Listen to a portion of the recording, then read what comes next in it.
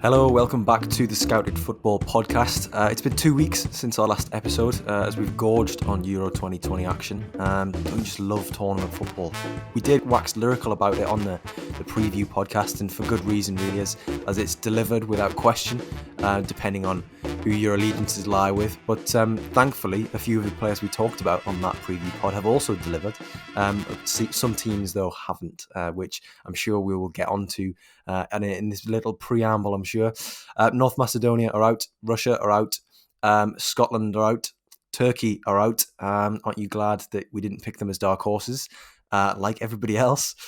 Billy Gilmore, Mason Mount, Ben Chilwell all missed their respective nations' final group games due to a COVID breach. It's been action-packed. It's been filled with lots of drama. But with me once again is the fantastic Lee Scott, who's been enjoying is maybe a strong word for Scotland's first appearance at a major tournament for 23 years. And of course, you've been watching on with that analytical eye of yours. It's been dramatic, hasn't it, Lee?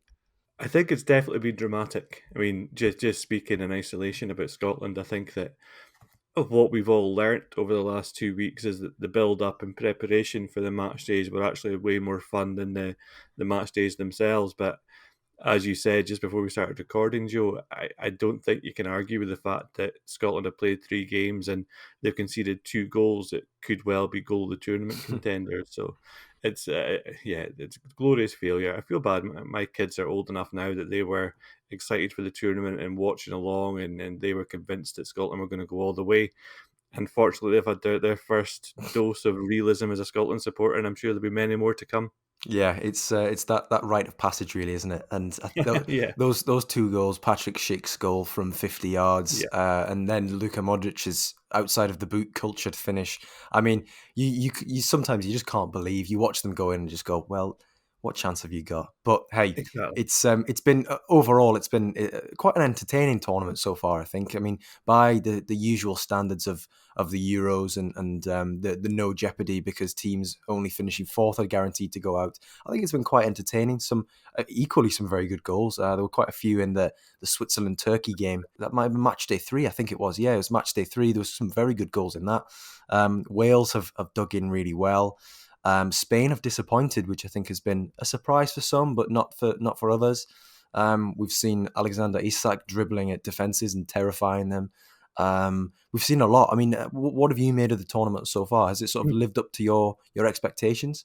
Yeah, I think so. I mean, I'm on record quite a few times as saying that I'm not generally the biggest fan of international football, but that comes with a massive caveat when it comes to the major tournaments because I absolutely love the tournament football. Um, just that festival and so many live games on and different things happening, different players that people are being exposed to and finding out about. I find all that really interesting. I think that we probably have to talk a little bit about Italy and how Mm-hmm. impressive they've been over the start of the tournament. They've been by far, I think, the most accomplished and most comfortable looking side that I've seen. And some of their play and possession, gone are the days of slow, boring Italy. It's all about ball progression, breaking lines, and moving forward in waves, which is great to see. I've really enjoyed the Dutch, or rather, I've really enjoyed Frankie de Jong, Mm-hmm. um, showing everybody just how much of a ball carrier he is in that midfield. He's just incredible to watch. He's so fun and so fluid with the way that he picks the ball up and just seems to drift away from people without seeming to move fast. And I've also been a huge fan of Denzel Dumfries trying to win the Golden Boot from right wing back. I think that's been something to see. I've no idea from a tactical perspective why he's popping up in the positions that he is sometimes, but I'm all for it. I mean, let's go. If Scotland are out, at least we can support Dumfries. I was going to say he'll be the only Scottish representation, and that's a very thin link there in the knockout stages. But he'll be there as the Netherlands won all 3 of their group games against Ukraine, North Macedonia, and Austria. And yeah, I think they surprised me a little bit because I think going into the tournament, everybody was kind of looking at, is Frank de Boer necessarily the best coach for the job? But they've Yeah. played quite attacking, free flowing football, and it's been entertaining. And I mean that the opening stages of that Ukraine game that they played was really entertaining. But on Italy though, and that's probably the best place to start, Group A, and they've arguably been the best team so far. They're probably everybody's favourites now, or the vast majority of people's favourites going into the knockouts. because they have just been so dominant and they've been in control of matches. They've never really looked as though they've been, really tested yet. And I think the fact that Roberto Mancini was able to name essentially a B team against Wales and never really look too disturbed in that final game. I know Ethan Ampadu was sent off after about 55 minutes, but it just shows that the strength and depth that they've got, and that even though there was a new crop of players in there, that they were still able to play the same way, which probably shouldn't be a surprise to us considering that was their 30th game in a row where they haven't been beaten. I think it's now 9 or 10 games where they've won in succession without conceding a goal. These are seriously good numbers, and seriously good runs. And I think going into the knockout games, you kind of have to think, well, unless they do something very, very Italy and kind of combust spontaneously, which I'm not ruling out, but unless they do something like that, I think they've got a very, very strong chance. They obviously have, they've got quite a few scouted football alumni and quite a few currently scouted football age players. So I think it's probably a good place to start. Lee, I know there's one in particular that you've been casting your eye on, and I think everybody has ever since his two goals against the Swiss, which were fantastic strikes. Well, one was a fantastic strike and one was an excellent move. Manuel Locatelli, he's a regular on this podcast, and it's not hard to see why. No, it's absolutely not. I think you're absolutely right. I mean, we could have talked about Alessandro Bastoni, who's obviously came in the back line and looked really, really good. We're still waiting for Raspadori from Sassuolo to really come on and explode into life in this tournament the way that I think he will going forward. Maybe not this tournament, maybe it's a little bit early, but going forward for Italy, I think he'll be an important player. But before the tournament, when there were suddenly doubts emerging that Verratti would be fit for the start of the tournament, and as it was, those doubts were borne out. He wasn't fit for the first couple of games, and people started to question exactly how Italy would survive without a player who I thought was going to be one of their key players going to the tournament.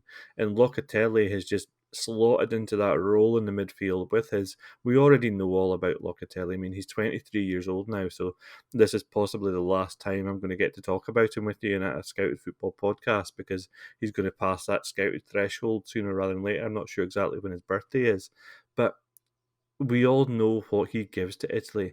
He gives them that calmness on the ball, the ability to break lines, the ability to quickly switch the point of the attack with those diagonals that he likes to play so much. But he's more than that, and I first, I mean, I think I messaged you this, Joe, and I was quite surprised when I figured it out myself. But Locatelli was actually the first player that I ever wrote about for Scouted. That was my first introduction into Scouted, if you like. And when I checked back my emails, the article that I wrote on him for the old site was actually in 2016. So he's somebody who I've been watching for quite a while now. This was back when he was still at Milan, before they inexplicably, in my eyes, let him leave initially on loan to Sassuolo and then permanently. And even then, you could see that he was this player. He was more of a box-to-box presence at that point. So perhaps he's not a regular goal scorer for Sassuolo, but he did get a couple of goals in that season, his breakthrough season at Milan.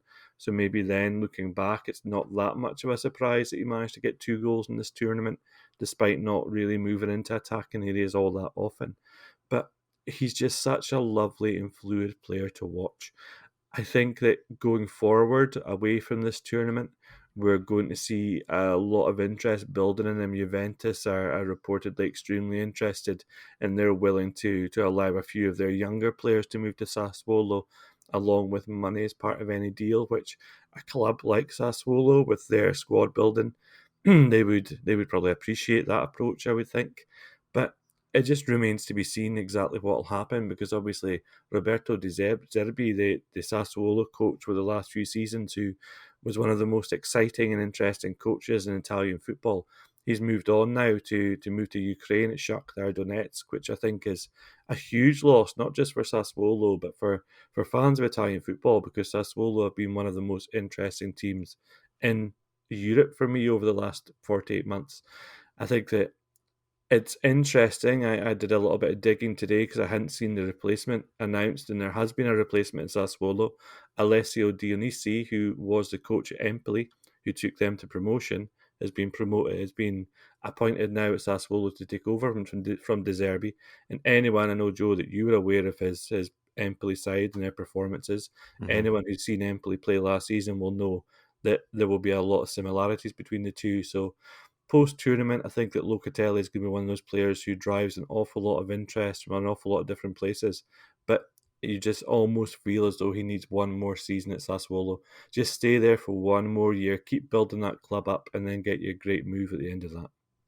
Yeah, I mean Sassuolo, I kind of echo that because they have been interesting. They're not a big club whatsoever, and yet they've been, very, very entertaining. I mean, I think it was it the season before last? It was weird. The year that Jeremy Boga kind of broke out finally, the Yep. ex Chelsea player.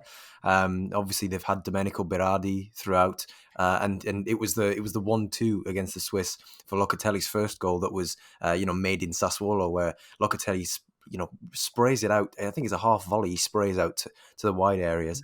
Berardi then gets down the side. There's a nice diversionary run from Ciro Immobile in the box, and Locatelli's there to tap in. And then a fantastic Italian celebration. It was a great one to watch.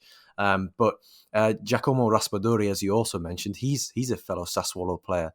So there's been a lot of influence on this Italian team, and they're a strong squad from that small club.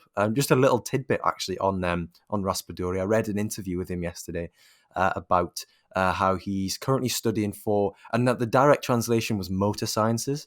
However, he went on to say he has an exam in the anatomy. So unless he's talking about the anatomy of a car, which I don't think he is, I think he's studying a sports science degree throughout Euro 2020, which is quite interesting. So, he's all the players are coming back, they're relaxing and they're getting their massages and stuff, and he's getting the books out and he's revising. So that wasn't just another thing that I thought, it's quite nice. I quite like that he's studying to get something out of this. And I don't think we've seen Raspadori yet for Italy. If he might have come on in the latter stages of the Wales game, but he's a whippet. He's absolutely rapid, and he's there on merit as well because he's been very entertaining.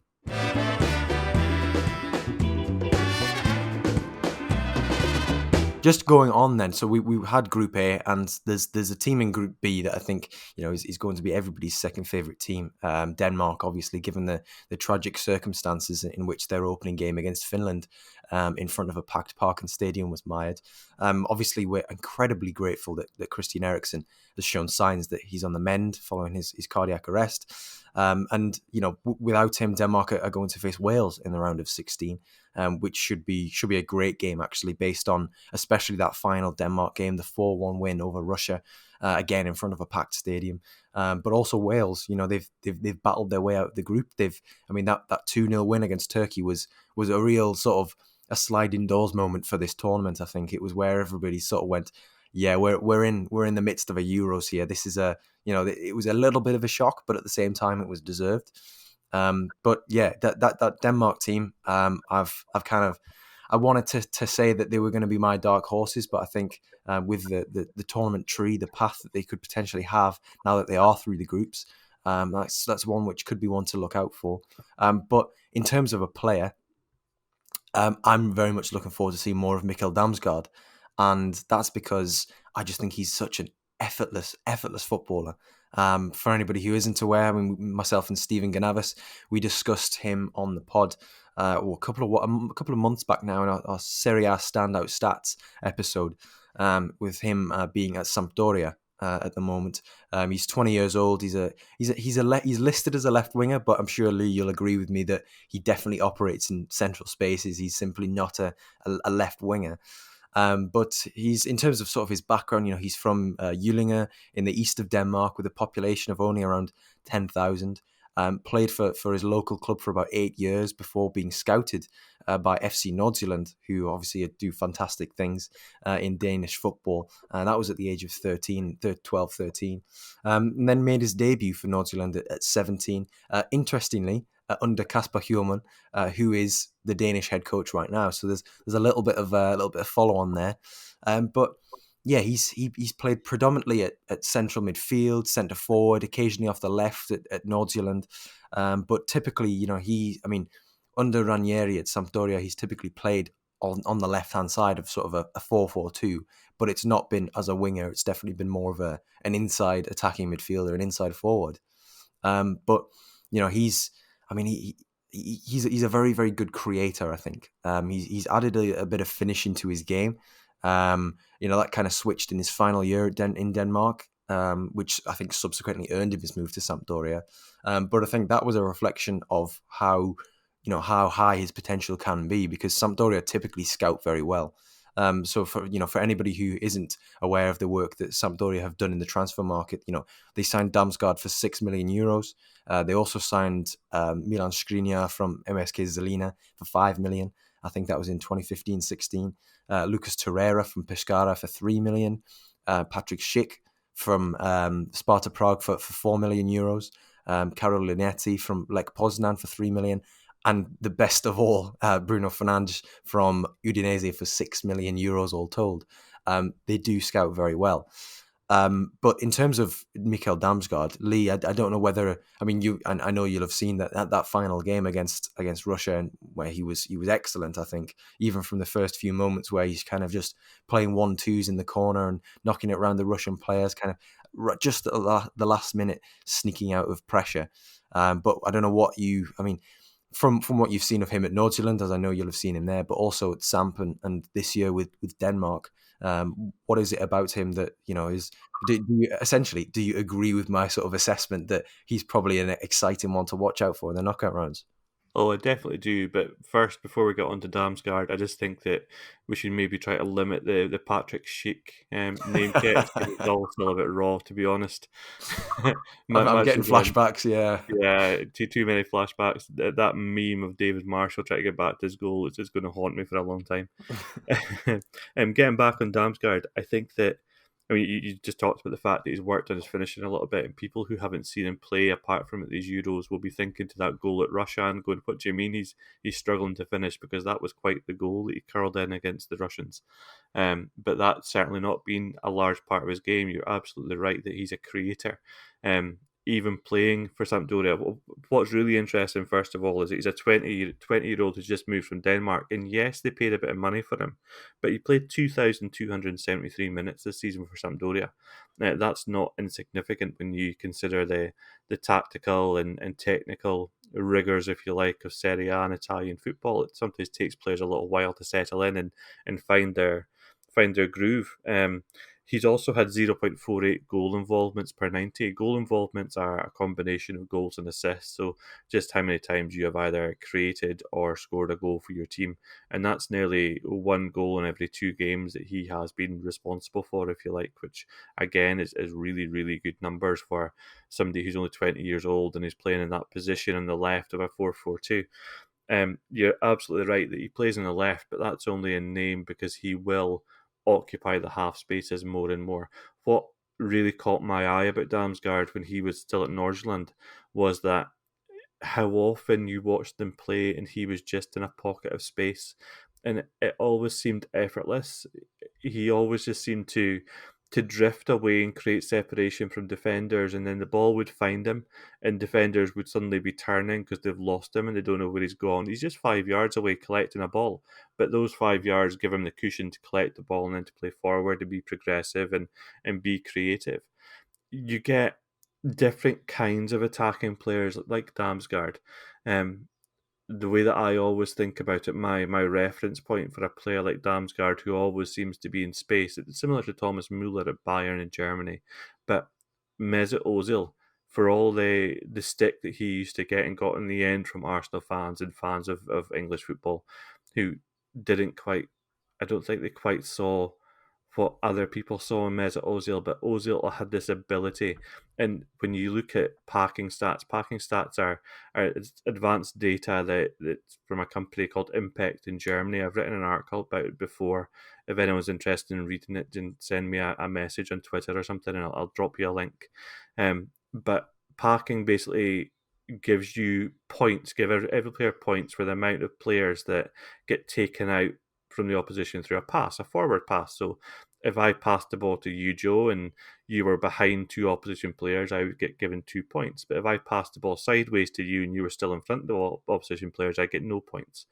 packing also give points for the player who receives the ball. So again, if I pass the ball to you and you're behind two opposition players, then you would also get 2 points for that. Mesut Ozil always scored astronomically in terms of packing, and Damsgaard is the same. He always seems to find a way to be there to receive the line-breaking pass, which is key for a team who try to progress the ball. And then you take an Ozil and people think that he never seems to do much, he never seems to dribble or beat a player. And then the comparison was always at the time with Eden Hazard for Chelsea, slightly different position, but he would get the ball and then be really busy because he's immediately engaging and dribbling past people and it looks exciting. But Ozil never had to dribble past people because he was always in space when he received the ball, and it's similar to Damsgaard. But for all that, Damsgaard's dribbling per 90 numbers are also quite high, 6.1 dribbles per 90 last season. So he is a player who looks like he's going to become really, really interesting for Sampdoria. And I really don't think it'll be long before bigger clubs in Serie A are sniffing around. The likes of Inter, the likes of Juventus will already be fully aware of him. I tell you what, Lee, if you end up picking a pass to me, that's one hell of a ping. That is some serious distance and yardage you're getting on that ball. But no, I know where you're coming from. It was it was actually his pressing that first stood out to me, especially at least in the statistics for Damsgaard. Obviously, I didn't have that data for his time at Nordsjælland, but it was always the fact that when they were out of possession, I'd be like, okay, you know what? He's actually quite busy off the ball as well, which is usually a good sign. And it wasn't as if it was scattergun. It was actually quite coordinated, and you thought, well, that's a sign of an intelligent player. This season, obviously, that it was quite validating to see that backed up in the numbers at Samp.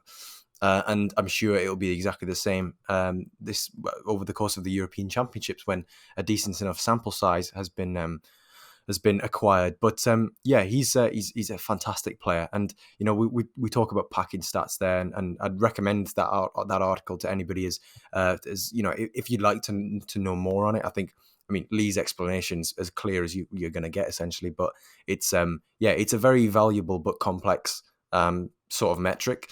But it does, when you see the players who are at the top of those standings, you do see the value in it, and why, if you see a name which you perhaps don't recognize, it's quite interesting because you think, okay, now I'll look out for that, and Damsgaard's definitely one of those players. But going forward, I mean, we've talked about that goal he scored against Russia. I thought it was absolutely excellent. Just the way he peels it. It's not even he peels into space. He just has an appreciation of where to be. He's in the zone 14. For anybody who isn't aware of zone 14, that's the a segment of the pitch just outside the penalty area, which is sort of adjacent to the D on the edge of the penalty area. He just found some space in there, which is a lot easier said than done. Kind of scanned, received the ball, took a touch, moved it to one side, set himself really well, and then just floated it in. And you thought, well, first of all, it's a great technique on that, but it's something which he's shown that he can do. He can strike them well from range, which is, again, in tournament football, as we've seen with players like Luka Modric, that can be extremely valuable. It can turn a game. He's got fantastic technique, positionally, as we've discussed, very versatile, which I think is a strength, but maybe not as a centre forward, which people may see that he's played, but I think his efficiency is better in the sort of the line behind the centre forward. But yeah, I think in terms of his attacking output, shot locations seem quite good. His creativity in between those lines. If he's not creating for himself, he's creating for others. He's able to thread those balls through, and we forget he's 20 years old. To be making all of these good decisions in multiple areas of the games, especially in attacking transitions, the combinations that he can play to take players out of the game. Knocking it. I was reading, actually, there's a piece on Scouted Football by Rahul Iyer. I hope I pronounced that right, by the way, Rahul. But he wrote on Damsgaard before he got his move before he moved formally to Sampdoria. It had already been signed off, but he wrote about the combination play that Damsgaard can get involved in.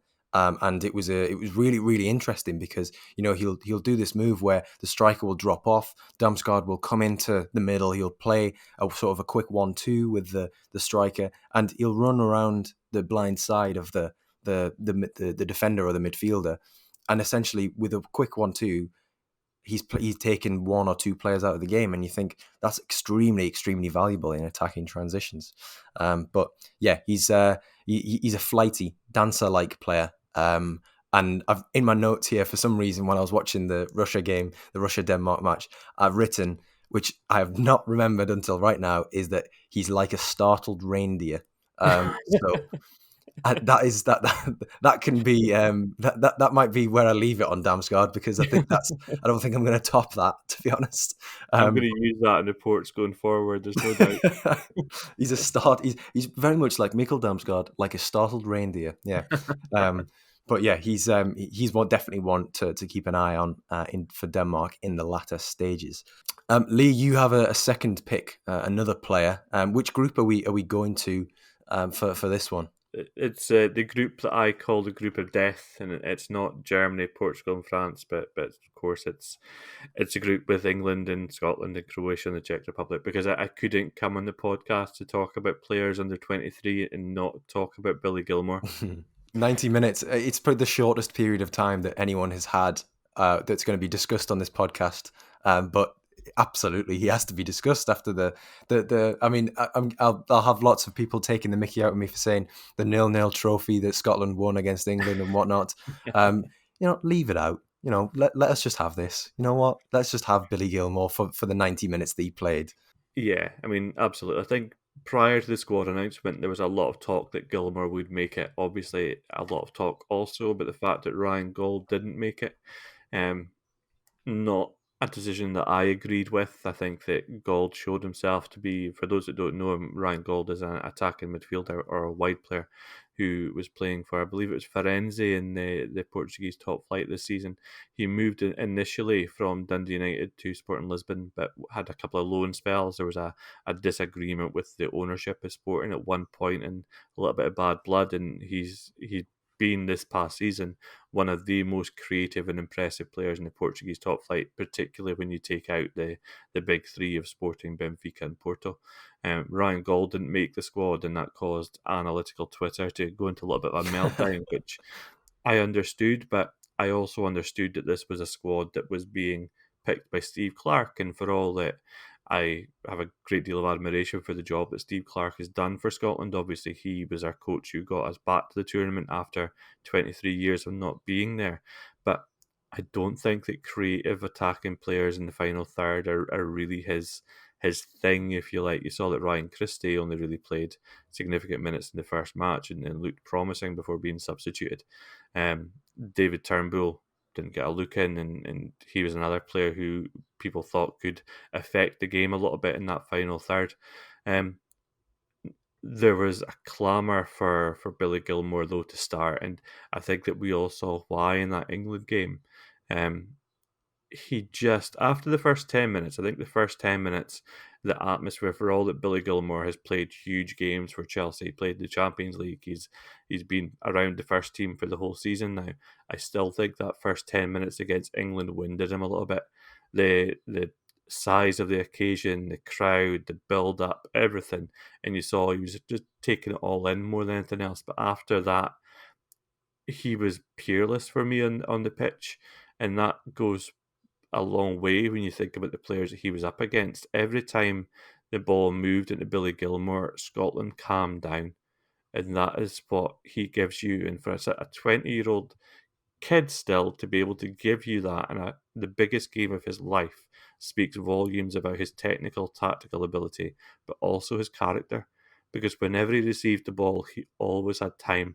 First touch was always to the safe side, even under pressure. He was press resistant, he was twisting and turning, moving away, and he always made the right choices with the pass off. It was interesting last night because before the match, ITV split the coverage. So if you're in Scotland, you got slightly dodgy coverage that didn't impress many people. But Gordon Strachan was on the panel for those in Scotland, and he talked about the fact that Stuart Armstrong would give you something different for Billy Gilmour, because Billy Gilmour would just receive and pass, and Armstrong would drive forward with the ball. But what we needed was to have Billy Gilmour there to receive and pass last night. We needed to have a player in the midfield who could match the technique of the Croatians, and we didn't have that. For all that Callum McGregor tried hard to replicate that role and scored a really good goal. We didn't have that presence in the midfield that made the Croatians sit back and worry, if you like, because they didn't think that we could break their lines from that central zone without a run from John McGinn. That there wasn't a passer in there that could break the lines and really threaten.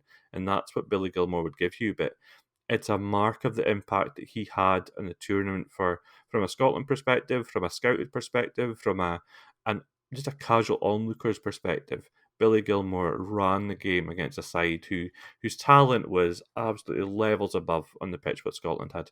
I'm not a Scotsman who is in any way, not even so much anti-English, because I don't think that's as much of a thing as people think it is.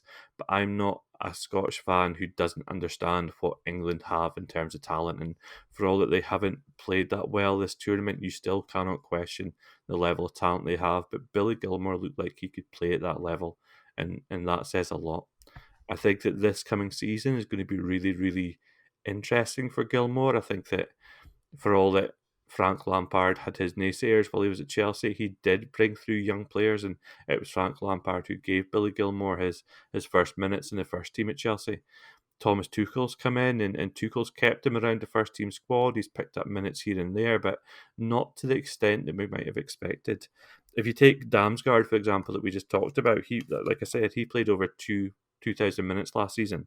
Billy Gilmour only played 842 minutes total for Chelsea last season. There's been a lot of talk about him going out on loan, but if he does so, he needs to be advised properly, which previously, I think, if we go back 5-10 years, I think that a lot of players went on what I would term bad loans. They went to clubs who didn't fit their playing style, who didn't necessarily have space at their position, clubs who didn't trust young players or didn't have the time to help these young players to bed in. I think that now, as football is now, I mean, I certainly, with my work for Total Football Analysis, we advise clubs and we advise agents on potential loan destinations for their young players. So clubs, agents, players are getting a lot smarter about what they do with their career and the moves that they make. But I think that Billy Gilmour has to be really careful. He can't move to just any old club. That there's going to be possibly more interest now than there would have been prior to the tournament because of the uproar around how well he played.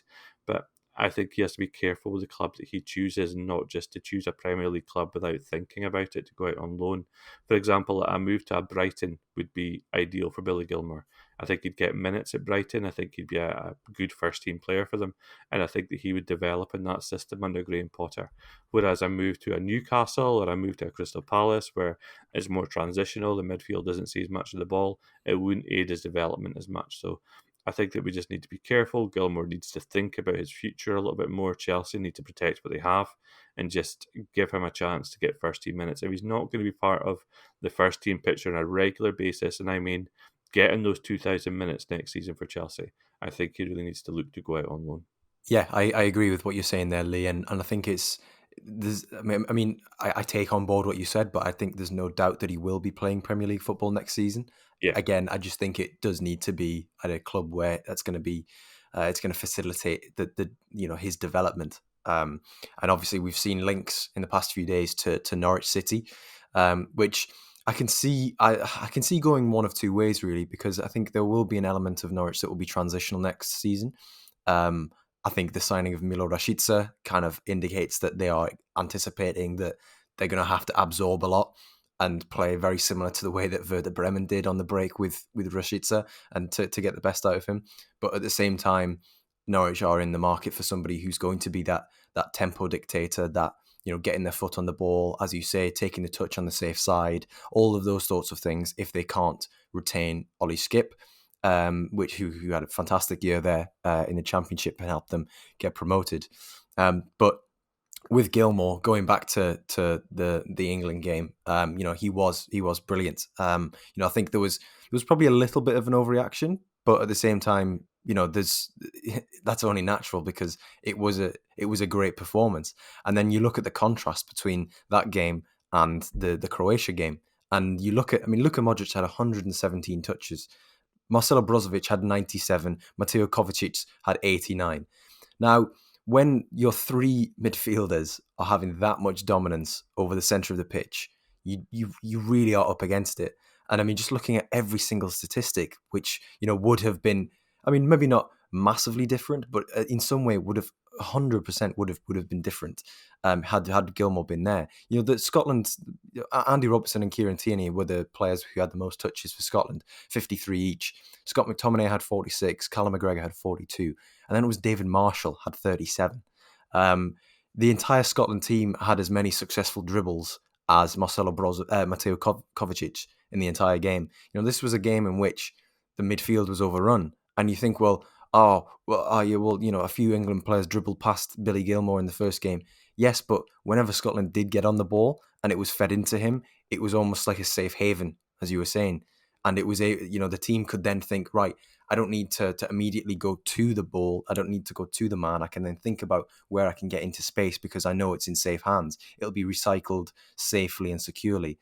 Whereas I think against Croatia, it was we need to get this ball as quickly up the pitch as possible.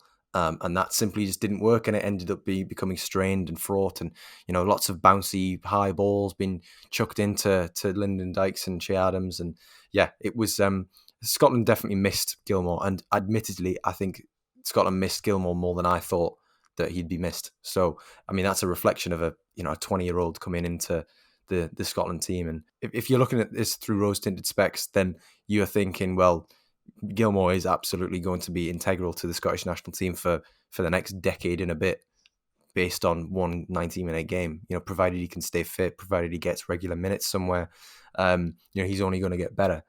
But yeah, I think that was a harsh lesson in how vital and how very Scotland it was that after 90 minutes of fantastic performance, the only player that really mattered in the final game went and got COVID. But hey, that's just the way it goes sometimes. But I think I saw somebody tweet that Billy Gilmore getting COVID after that performance was more Scottish than deep fried tablet.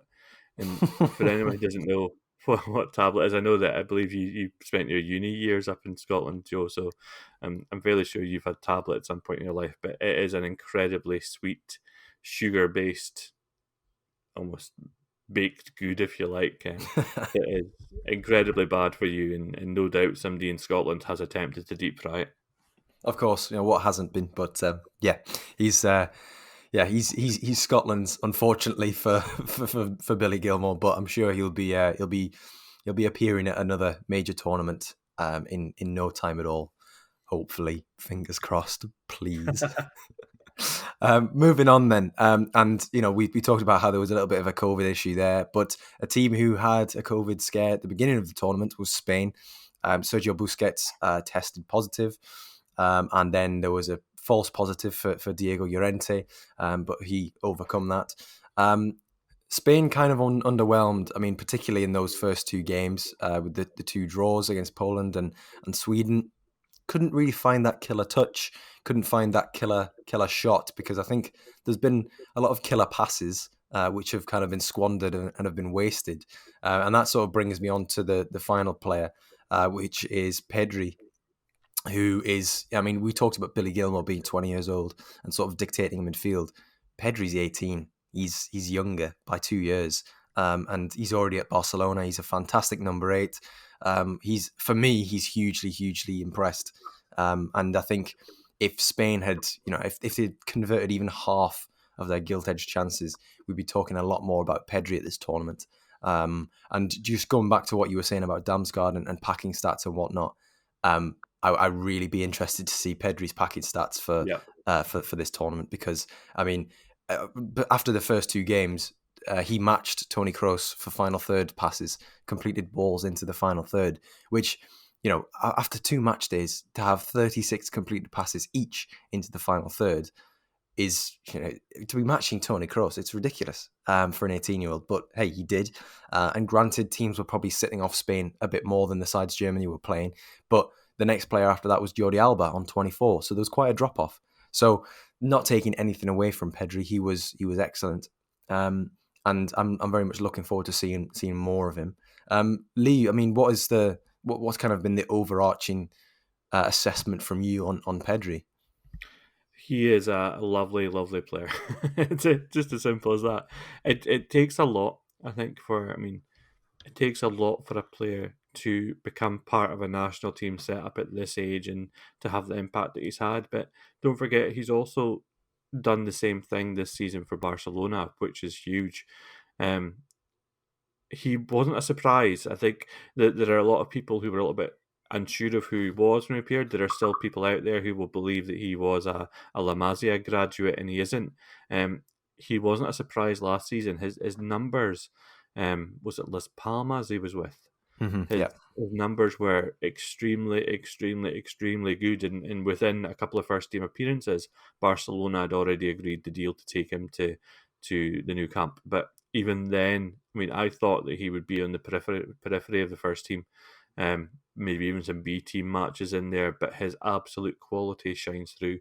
You think about the midfielders that Barcelona have had that haven't quite made the breakthrough from La Masia, Carlos Elena, Ricky Puig, fantastic talents, absolutely top class talents. But Pedri has the ability to become generational, and I think that's the difference. He reminds me of a quote that I saw once from Sir Alex Ferguson when he talked about the integration of young players into a first team squad, a first team group, and he said that the first team recognise quality, and if a player is good enough, it doesn't matter how old they are, the group will accept him. And I think he was talking about, was it Ryan Giggs at the time, when he took Ryan Giggs into the first team at Manchester United.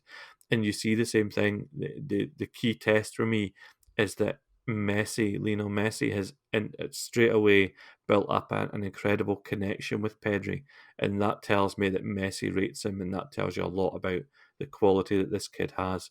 But just a little aside from a scouting perspective, for any people who are wondering, as a scout, as somebody who analyzes players, who uses data especially extensively, if you're a club and you're using data, you should be aware of every player under the age of 19 who's making first team debuts across the key markets and key leagues that you're tracking in Europe. And that's how Barcelona, obviously they were aware of Pedri from before, but that's how a lot of people, that's how I became aware of Pedri, because I was tracking to see which players were making debuts in the Spanish second division. Saw Pedri, had a look at him on Y-Scout, and I was just blown away by what I saw. I think that he is an incredibly intelligent player, and going forward, he's going to be one of the key players for the Spanish national team and Barcelona for the next 10, 15 years. Yeah, I mean, he was 16 when he was playing for Las Palmas, Yeah, exactly. which is ridiculous because, even at that point, you're kind of not at the development checkpoints that you'd need to be at to compete physically in men's football. But, he was doing it because he was just a level above technically. And then in terms of tactically, he was very, very intelligent from a young age. He still is young. But just as by way of sort of a background, he's Tenerifian. He comes from Tenerife in the Canary Islands. And yeah, he was with Las Palmas, as Lee said, at 16, 17 years old. And there he predominantly played as a left winger or an attacking midfielder, Yep. which he doesn't play as much now. He did sort of at the beginning of his time at Barcelona, at the beginning of the 2021 season. But he's kind of towards the end of the season, he kind of dropped in to become a bit more of a number 8 instead of in that final line. He's now dictating the first phase of an attack as opposed to the enacting the second phase. Exactly. He's been given license to pick those passes which break the opposition's midfield line whenever the centre backs don't, which I simply love because he's kind of he's a safety net that if the likes of Laporte and Pau Torres don't break the lines, then they've got Pedri there to do it for them. But going into a bit of background on Pedri, I was amazed to find that he didn't join Las Palmas until 2018. So Yeah. the last time Spain were at a major tournament, Pedri was still playing for Juventud Laguna, who were a local team. This isn't some La Masia. This isn't some La Masia kid who's been groomed in the way of the Spanish playing football by elite coaches at an elite academy. He's a proper grafter with sort of immense natural talent. And one of my favorite stories about Pedri is that he was rejected by Tenerife, who obviously they're a Segunda División club. They produced Jose Perez, who obviously came over to Newcastle, is now at Leicester City. They rejected him for being small and skinny. Only for them then to realise the error of their ways, try and sign him again, to which Pedri allegedly said, "But I'm still skinny and tiny." according to the club's president, and then he joined Las Palmas instead. And obviously from there, he's gone on to sign for Barcelona, which is, a great story, I think. But, he's at the Euros, sort of going back onto how he's performed with Spain. My observation is that he's receiving the ball with the midfield and forward line yet to be broken. So he's receiving it as an 8 as opposed to a number 10, where some people may prefer him to be. I think you do lose a bit of how kind of flighty and intelligent he is between lines, but at this point, he is creating from deep. We talked about the final third passes. He's very good at building those moves from deeper areas. Some may argue that unlocking him completely, he might need to be played a little bit further forward. But I think while you've got Dani Olmo in the team, who is a very similar player in terms of style, I don't think you necessarily need to have Pedri further forward. I mean, that may be the reason that Spain have been a bit underwhelming. So maybe I'm incorrect, but take nothing away. I think he's been, given the circumstances, an 18-year-old in a major tournament, I think he's been brilliant. That he's been given license to really show what he's about.